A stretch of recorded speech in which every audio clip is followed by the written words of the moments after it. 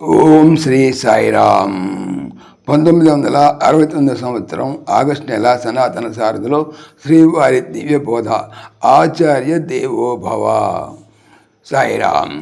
గురు పౌర్ణమి మొదలైన పవిత్ర పర్వదినములను ఆహార విహారములతో ఆనందించే దురభ్యాసములు మాని వాటి అంతర్భావమును అవగాహన చేసుకొని వాటి ప్రాధాన్యతను గుర్తించుకోవలెను.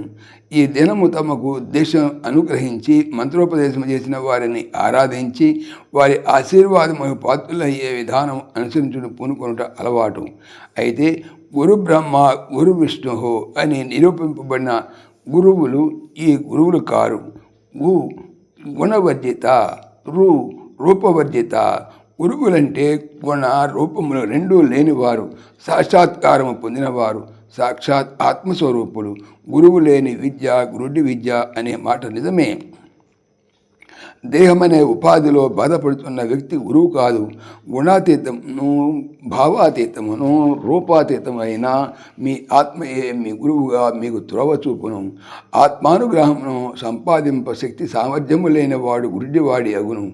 మాతృదేవి కని ఆటపాటలను నేర్పించి వినయ విధేయతలను అలవడింపజేసి కాయమును పెంచి కర్ణానందముగా కథలను వినిపించి సద్బుద్ధిని పెంచును. పితృదేవుడు జీవనోపాయ మార్గమును బోధించును.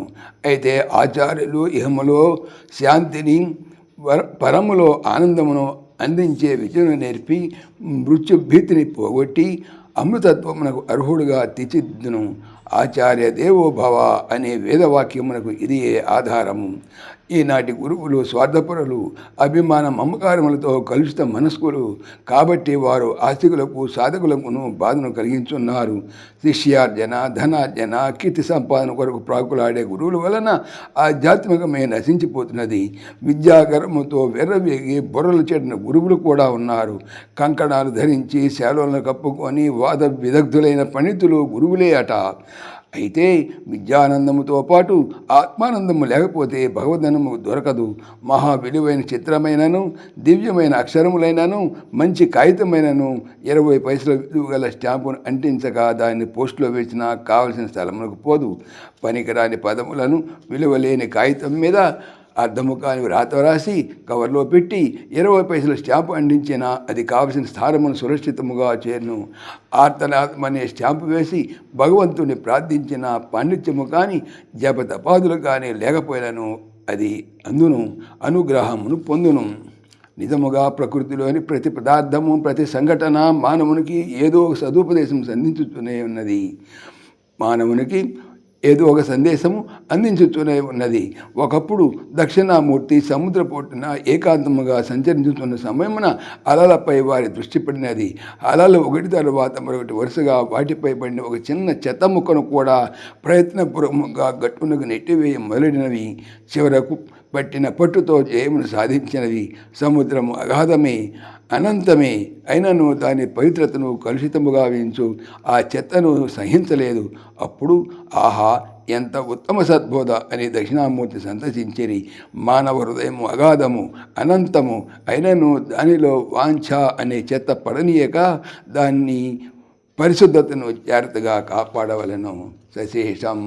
సాయిరామ్. ఓం శ్రీ సాయిరామ్.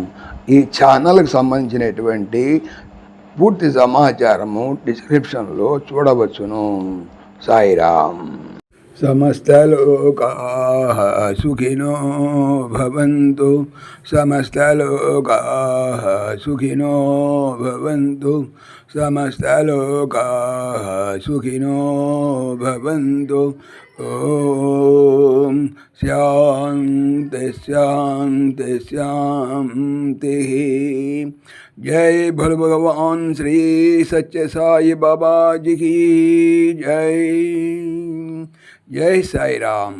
జై జై సాయిరామ్.